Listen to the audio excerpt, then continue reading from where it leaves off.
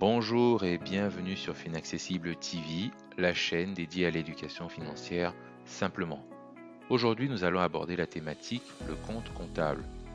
Avant de continuer, je vous invite à faire deux choses. La première, c'est de vous abonner à cette chaîne et la deuxième, c'est d'activer la notification pour ne rater aucune prochaine publication. Un compte, c'est quoi exactement? Il faut savoir qu'en comptabilité, le compte est l'élément de base ou la fondation à connaître. C'est l'utilisation des comptes un par un qui va permettre de réaliser des documents de synthèse que nous avons vus dans les précédents épisodes, à savoir le bilan et le compte de résultat. Chaque opération de l'activité d'une entreprise correspond à un compte. Et c'est dans un compte que l'on enregistre tous les mouvements d'une catégorie d'opérations données. C'est ce que nous avons appelé les entrées et les sorties dans le précédent épisode. Et ce qu'il faut savoir, c'est que à partir de la lecture d'un compte, on peut savoir ce qui s'est passé dans le détail dans une entreprise sur plusieurs années. Le compte concrètement présente le détail d'une nature d'opération sur une période. Il existe un compte spécifique dans une entreprise pour suivre le compte en banque de l'entreprise, la valeur d'achat de tous ces matériaux indispensables à son exploitation, les achats de matières premières, les ventes de produits, les salaires payés, les dettes auprès des associés, les frais de carburant, les impôts, etc., etc., etc. À chaque opération correspond un compte. Et le volume ou le nombre de comptes à utiliser va dépendre non seulement de la taille de l'entreprise, mais aussi de sa nature d'activité. Cela peut représenter soit des dizaines de comptes pour des toutes petites entreprises ou des petites et moyennes entreprises, et sinon voire des centaines ou des milliers de comptes pour les grands groupes de sociétés. En ce qui concerne la présentation d'un compte en T, on a deux types de présentation. On peut le représenter sous forme de T ou sous forme de tableau.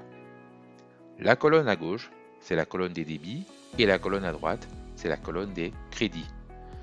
L'interprétation de chacune de ces données selon le compte dépend de sa nature et s'il s'agit d'un compte qui impacte le bilan et le compte de résultat. Les types de comptes et leur nature sont détaillés dans ce qu'on appelle le plan comptable général. Pour un compte de bilan, le débit correspond à ce qu'on appelle les emplois et le crédit correspond à ce qu'on appelle les ressources. Et pour le compte de résultat, le débit correspond à ce qu'on appelle les charges et le crédit correspond à ce qu'on appelle les produits. Imaginez par exemple que vous êtes une société et vous venez d'obtenir un accord de prêt de votre banque de 100 000 euros selon plusieurs conditions, à savoir remboursement pendant 5 ans, taux d'intérêt de 5% avec des remboursements constants sur plusieurs mois.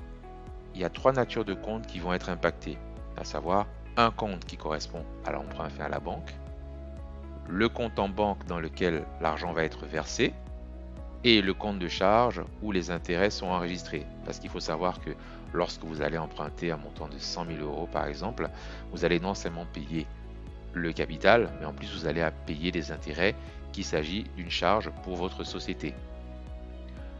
Au moment où le prêt sera accordé, ce qu'il faut savoir, c'est qu'on aura un impact au niveau du bilan. Donc on aura un impact au niveau du compte en banque au débit de 100 000 euros et on aura un compte d'emprunt qui sera crédité pour un montant de 100 000 euros également. Il y a bien un équilibre et on voit bien que le compte en banque, il s'agit d'un actif pour la société et le compte d'emprunt, il s'agit d'un passif, donc une dette pour la société. De la première année à la cinquième année, on aura des opérations de nature identique puisqu'on aura des impacts au niveau du bilan, des impacts au niveau du compte de résultat. Ce qu'il faut savoir, c'est que on aura un débit au niveau du compte d'emprunt qui correspond justement au capital remboursé de 20 000 euros.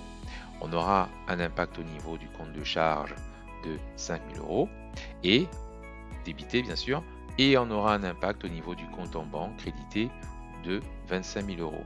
Ce qui veut dire concrètement que de la première année jusqu'à la cinquième année, on aura payé 20 000 euros qui correspond au capital de l'emprunt, on aura payé 5 000 euros qui correspond au supplément, donc aux charges d'intérêt, qui est payé à la banque en demande de sa rémunération en contrepartie du prêt, et on aura remboursé en totalité 25 000 euros. Et cela, on va retrouver cela de l'année 2 à l'année 5, sauf que à la fin du prêt, ce qu'il faut savoir, c'est que au total, lorsqu'on aura crédité tous ces comptes de bilan et de comptes de résultat, l'entreprise aura finalement remboursé au total 100 000 euros de prêt. Donc vous aurez remboursé 100 000 euros de prêt. Ça veut dire que sur le compte d'emprunt, on aura bien d'un côté 100 000 euros qui auront été débités, au départ crédités. Donc vous aurez soldé le compte.